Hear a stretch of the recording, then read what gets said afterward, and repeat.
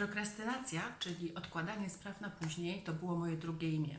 Niestety, kiedy się coś odkłada, to się mnoży. Każdego dnia jakieś nowe zadania spływają i mi się nie udawało tego strumienia powstrzymać. Często się czułam przygnieciona tym, że sobie nie daję rady i mówiłam do siebie, że nic mi się nie udaje. Chwytałam się każdego sposobu na przerwanie tego błędnego koła. Być może masz podobnie i być może pomocna będzie dla Ciebie metoda Briana Tracy, żyjącej legendy, która pomogła już tysiącom osób. I ona się nadaje zarówno do spraw zawodowych, jak i prywatnych. Brian Tracy mówi, że działanie jest kluczem do sukcesu. Ale nawet jeśli nie myślisz w tej chwili o jakimś odległym, abstrakcyjnym sukcesie, to i tak ta metoda może Ci być potrzebna. Bo są rzeczy, nadal, ciągle, każdego dnia są jakieś rzeczy, które po prostu musisz zrobić. Chcesz tego czy nie, musisz. A nie robisz, bo Ci się nie chce. Listy zadań do wykonania częściej robimy sobie w pracy niż w życiu prywatnym, ale tutaj też bardzo warto, bo zawsze jest więcej spraw niż możesz wykonać i w tym życiu zawodowym, i w tym w Twoim prywatnym.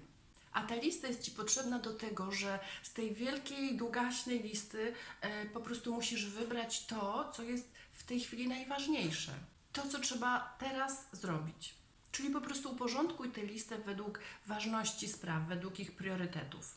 Wybierz takie największe, najistotniejsze zadanie, które w danym momencie, jeśli je zrobisz, będzie miało największy wpływ na Twoje życie i zawodowe, i prywatne, albo któreś z nich.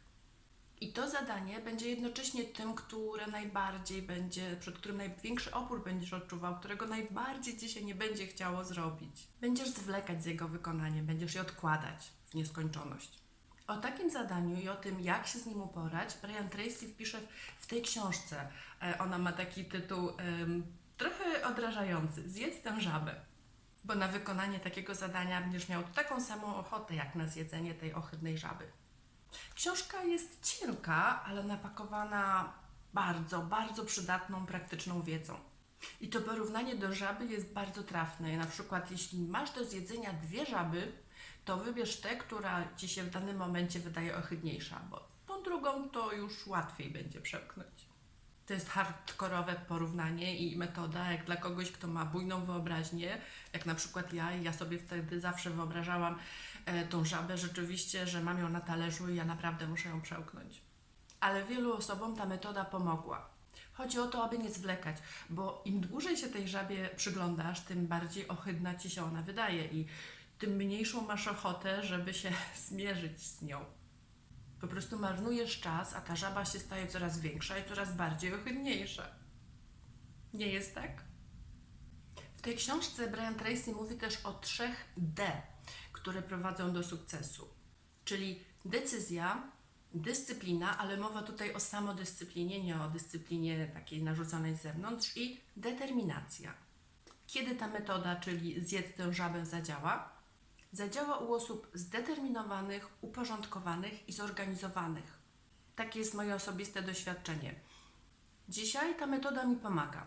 Kiedyś nie była skuteczna. Dlaczego? Bo prokrastynowałam od dawna. I na przykład jeśli Ty też prokrastynujesz, czyli odkładasz od dawna, czyli nie masz wyrobionego jeszcze nawyku samodyscypliny, nie myl tego z dyscypliną, bo to jest zupełnie coś innego.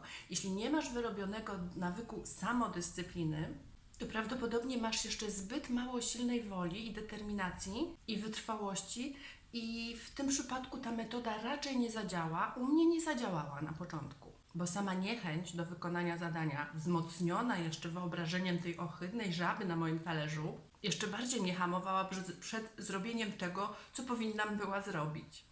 I zanim tę metodę zaczęłam stosować, robiłam coś innego. Więc naciśnij tutaj, zasubskrybuj mój kanał, bo w następnym filmie opowiem Ci o tej prostszej, łatwiejszej i szybszej metodzie. Do zobaczenia!